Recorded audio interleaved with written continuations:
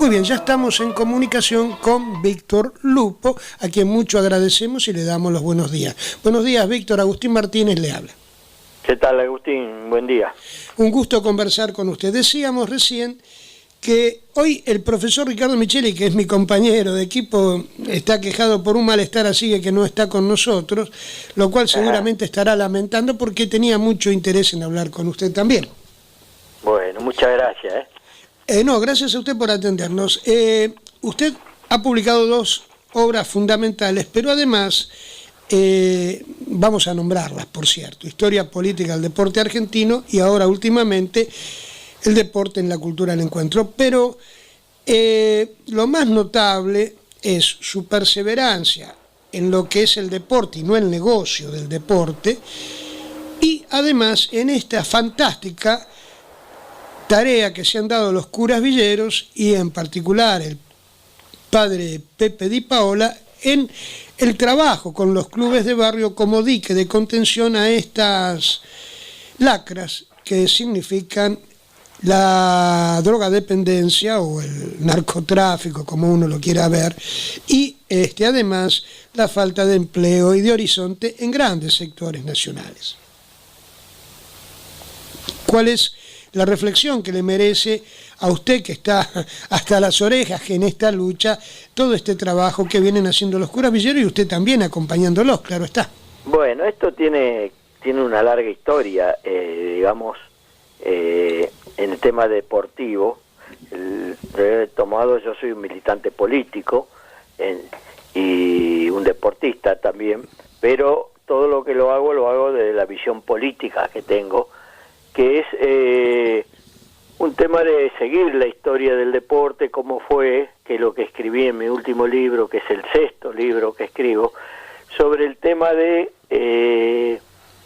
cómo el juego se transformó en deporte y cómo ese deporte a partir de la década del 70 en el mundo se transforma en un espectáculo, luego en un negocio y últimamente en un negociado ya, como vemos en cualquiera de los temas, la FIFA Gay o los detenidos del Comité Olímpico Internacional, se ha cometido un gran acto de corrupción.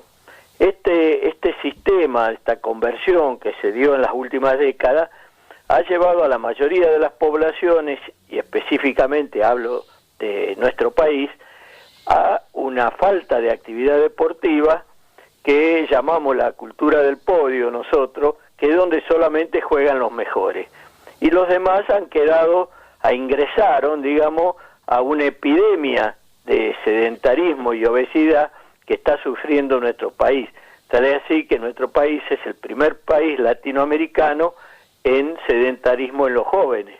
Una causa muy grave y que visto al futuro va a ser un grave para la formación física de nuestra población. Y el gasto económico también que lleva en salud estas 2 epidemias. Sobre los curas villeros, lo que puedo decir que han tomado una posta. Ellos se dicen a sí mismos acá en la Argentina los sucesores del padre Mujica. Yo creo que más que eso han vuelto a retomar la posta de San Juan Bosco, que es quien en la iglesia toma allá hace casi 2 siglos un tema de lo que ellos llamaban los oratorios, que servían como casa, como escuela, como templo y como recreación. El patio, uno de los temas del oratorio principal lo llamaban el patio, y el patio era la recreación y los deportes. Esa visión de uno de esos oratorios sale el actual Papa Francisco, porque sus padres se casan en una iglesia salesiana, él se cría y por eso es tan hincha de San Lorenzo de Almagro, al cual llama mi identidad cultural. O sea, este es el tema que desarrollo en este último libro y que ha llamado la atención por algunos temas que desarrollo, por ejemplo, el tema de la cultura del podio, ¿no? Así es, así es. Yo en realidad señalé simplemente 2 de sus obras para digamos, que son la síntesis, digamos. Claro, para sintetizar en ellas todo el trabajo que usted se ha llevado y desarrollado como idea, y también, como usted mismo lo señala, como militante político de una doctrina nacional y popular a la cual nosotros también adherimos, Víctor. Exactamente, sí, por eso lo dije, porque normalmente acá lo que han querido hacer los liberales a partir de 1955 es separar la política del deporte, y esa separación que ellos hacen, dice, no hay que mezclar la política con el deporte, es para estos negociados que estoy denunciando en mi último libro. Ellos no hablan de política, pero a través de la política hacen sus grandes negociados, como el que quisieron hacer hace muy pocos años y que lo van a intentar nuevamente en cualquier momento, que es poner las apuestas online para el tema deportivo, que ese sería el final de una etapa del deporte.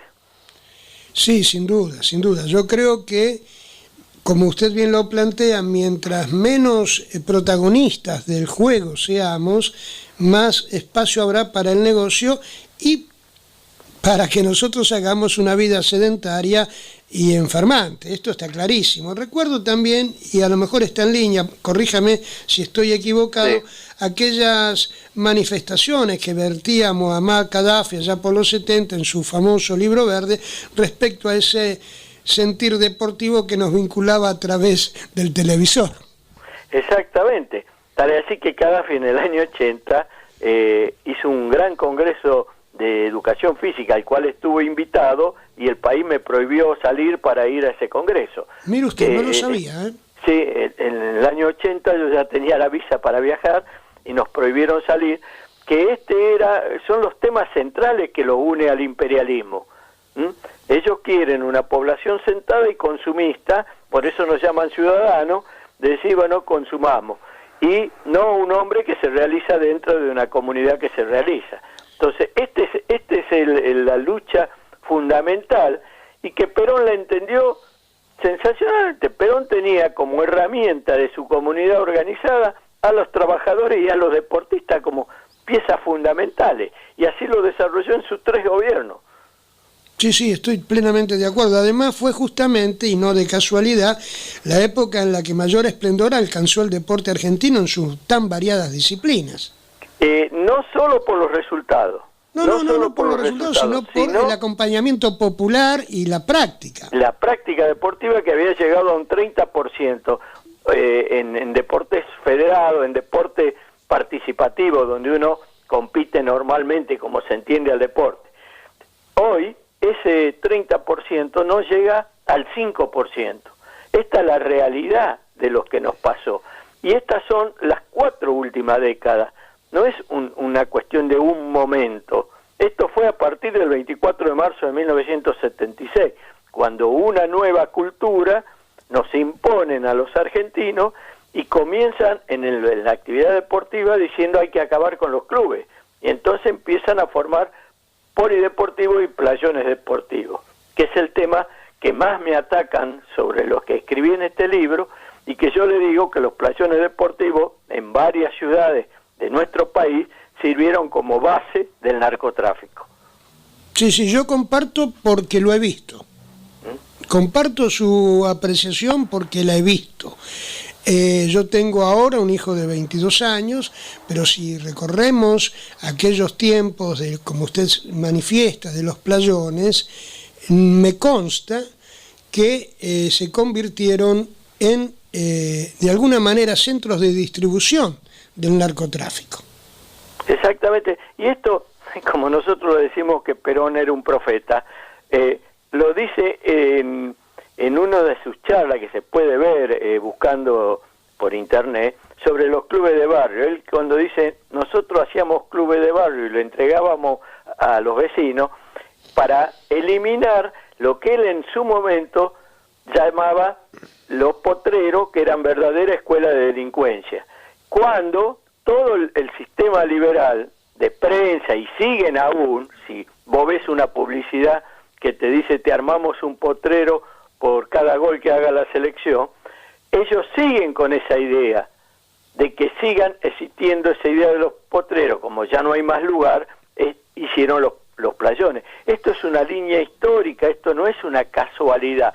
Lo que pasa es que lo venden como una casualidad, como nadie estudia estos temas, pero nosotros que lo seguimos a estos temas históricos, es la destrucción del deporte como una idea de una escuela de vida, que es la que tenía el general Perón, o como una escuela de paz, que es la que tiene hoy el Papa Francisco. Sin ninguna duda. Ahora bien, estaba pensando, y lo pregunto, Víctor, ¿sí? Usted señala como uno de los propulsores, el gran propulsor, evidentemente, el sistema financiero internacional y lo que sería el cipallaje local operativo, que son muchos, ¿no? Que son muchos locales. Sí, claro, pero digo yo también, no estamos quedando como en un trabajo de pinza, porque el progresismo nos propone como contraoferta la liberalización, por ejemplo, del porro. Exactamente, es lo que dice el padre Pepe. El progresismo lo que hace es decir, te ofrezco la libertad, fumate un porro, y luego te pone preso porque fumaste un porro. Esos pibes que fuman un porro son a los cuales los detiene luego la policía y terminan en la cárcel. Entonces, hay que cambiar ese sistema de pensamiento, por eso nosotros estamos en contra de la liberalización de las drogas, porque además hay un gran capitalista atrás de todo esto, que es el que planta la semilla para esto, que es el señor Soros. Claro. Por eso digo, es como que usted plantea una visión que yo comparto, por cierto, que es el peronismo como doctrina plantea una vida sana o saludable a partir de la práctica deportiva. El neoliberalismo de esa práctica deportiva se propone, y lo ha logrado, el gran negocio, alejándonos de la práctica y transformándonos en pasivos espectadores del espectáculo. Pero es una línea histórica muy vieja. Sí. Esto Perón lo descubre. Porque, ¿qué eran los gladiadores en el circo romano? Claro. Una élite que la preparaba para combatir contra otro o contra los leones, lo tiraban a los leones. Estos chicos que hoy practican deporte y la cual dicen que es el deporte, pero no es el deporte eso, solamente eso, y solamente, desgraciadamente, esos chicos, como no tienen conciencia, pelean solamente por ello. Por eso vimos lo de Lenar hace muy poquito, que se está peleando por 500 o 700 chicos para darle el mismo presupuesto que le dan a la Secretaría de Deporte para los otros 45 millones de habitantes que podrían practicar deporte. Claro. Entonces, estos son los temas centrales de discusión. Creo que el peronismo tiene que volver a discutir, como discutía Perón, sobre nuestra doctrina. Y nuestra doctrina estaba hecha en un hombre de cuerpo, alma y físico. Totalmente. La preparación física tenía que ver con el alma, y él decía, cuando tengamos una nación de deportistas, vamos a poder decir que tenemos una nación de buenas personas. Sin duda. Ahora bien, permítame preguntarle, Víctor, sí. Está claro que la defensa de la vigencia de los clubes de barrio es una de las herramientas fundamentales para esta, si usted me permite la palabra, reculturización del deporte como identidad nacional. Ahora bien, las organizaciones libres del pueblo también se expresan a través de los sindicatos. ¿Hay algún aporte sindical que usted quiera rescatar o resaltar en lo que tiene que ver con este trabajo de acercar el deporte a la práctica de la juventud, de los niños, y por qué no también de la gente que ahora, como en nuestro caso, ya somos mayores pero que nos sentimos bien? Claro, que es un adelanto de las sociedades, ¿no? El deporte en la tercera edad, cosa que no estaba en aquella época del peronismo, no se conocía, o no, el hombre vivía menos, claro. También, digamos. Pero creo que hay que replantear adentro del movimiento nacional esta discusión y dejarnos de discutir el partido, porque en esta discusión del movimiento nacional vamos a discutir todos estos temas, que son las herramientas que conformaron ese movimiento nacional. Entonces, decimos, a ver, las tres últimas leyes que el general Perón envía los proyectos de leyes que envía al Congreso son la ley de contrato de trabajo, sí, la ley del deporte y una ley con aquel dicho que tenía Perón de decir que el hombre es bueno pero si se lo controla mejor, es la ley de abastecimiento. ¿Qué pasó con eso? 24 de marzo no se cumplió la ley del deporte, nunca más. La ley de contrato de trabajo fue casi desarmada, nunca más se la pudo volver en la magnitud que tenía en ese momento para a favor de los trabajadores, y la ley de abastecimiento que no se la cumplió nunca. Claro. Nunca hubo un gobierno en más de 45 años de capaz de cumplir esa ley. O sea, quiere decir que hay un tema cultural, la lucha real es en el tema cultural. Entonces, para volver a discutir del movimiento nacional y del peronismo, nosotros debemos volver a la fuente, y la fuente es la doctrina. Entonces, desde ahí es que decimos, bueno, discutamos la cultura, discutamos la educación, discutamos el deporte, discutamos el tema de los trabajadores. Sí, encaminémonos. Y esto es lo que hace Francisco en la cultura del encuentro, por eso el libro se llama El deporte en la cultura del encuentro. Claro, yo decía, sí, encaminémonos definitivamente hacia una comunidad organizada. Exactamente. Porque ese debate que usted plantea en tantos planos y en tantas disciplinas nos conduce hacia eso. Exactamente. ¿Qué es lo que hacen los curavilleros? Discuten ese tema. Ellos discuten el tema de la comunidad organizada. ¿En dónde? En los lugares donde ellos están. Y la sociedad en general los mirabas como de afuera. Y Francisco, ¿qué le plantea? Discutamos, nosotros vemos al mundo desde las periferias. ¿Qué quiere decir? Integremos a los barrios, integremos a las villas, a la sociedad. Esta es la discusión de fondo, no la discusión si son más pobres, más ricos, si tienen trabajo, si son negritos. Ese es que es lo que los medios de comunicación en general y la sociedad en general mira, no, lo urbanicemos, no, integremos. Claro. Son dos palabras totalmente distintas. Y vos fíjate que cuando los funcionarios plantean algo sobre las villas de emergencia, es la urbanización. Ellos creen que poniéndose luces y pavimento se arregla todo. No es que se arregla con eso, ¿eh? No, pero entonces, esta es la discusión. Además ellos plantean esa urbanización con lo que conlleva, esto es, con la formación de grandes metrópolis donde haya millones de desarraigados, porque nadie deja su tierra natal cuando tiene trabajo, educación, salud y deporte. Exactamente, y es lo que nos pasó, yo soy tucumano, es lo que nos pasó a los tucumanos, y los tucumanos comenzó en 1966, cuando nos cerraron 14 ingenios de los 27 que había. Entonces, 300.000 tucumanos de los 900.000 vinieron a vivir en el conurbano bonaerense. Con el dolor del desarraigo a cuesta. Pero con total, hombres formados para un trabajo que eran que tenían su comunidad organizada, que eran los ingenios, a vivir acá donde de lo que podían. Entonces, digamos, ese desarraigo, eso es lo que tenemos hoy, alguien que lo lucha en el mundo, que es Francisco. Sin duda, cuando habla de los emigrados, de los emigrantes en Europa, ¿de qué está hablando? Lo mismo que vimos acá. Claro. Sí, yo comparto plenamente, porque además lo he vivido como, si usted me permite la palabra, como señal de familia. Mi abuela era india guaraní. Claro. Mi padre vivía en Entre Ríos, a los 11 años dejó la provincia, y un día cuando yo era chiquito todavía le pregunté, viejo, papá, ¿por qué dejaste la provincia? ¿Pasabas hambre? Porque en la escuela me contaban esas cosas, ¿no? Claro. Y mi viejo me dijo, no, hijo, en la provincia no se pasa hambre, lo que no hay son zapatillas.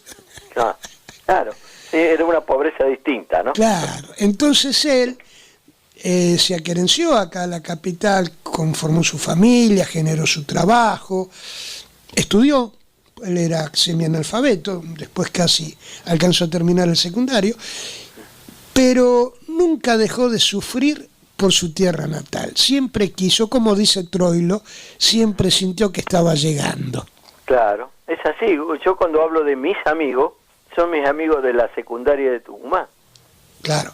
Y pese a que tengo todo hecho acá, 40 y tantos años en Buenos Aires, tengo todo acá, pero esa cosa de mi club, de mis amigos, de mi barrio... De su infancia, porque la patria es la infancia, ¿no? Exactamente. Entonces, yo creo que es un tema central de volver a discutir y creo que está en debate la Argentina esa, ¿no? La Argentina y el mundo, hacia dónde va.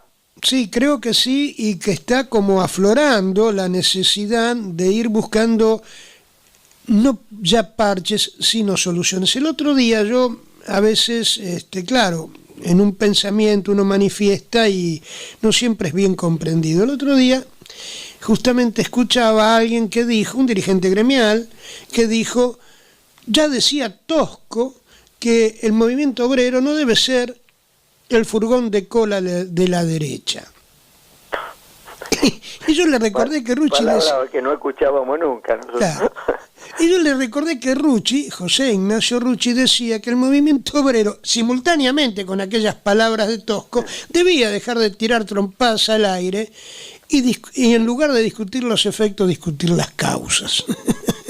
Sería muy bueno que algún día puedas leerlo en tu programa, Al debate entre Rucci y Tosco. Lo he leído personalmente, lo tengo muy fresco en la memoria, y sí, a veces los tiempos radiales no coinciden como para manifestar esto, pero ha sido para mi vida personal y política, de mi militancia política, sumamente enriquecedor ese debate.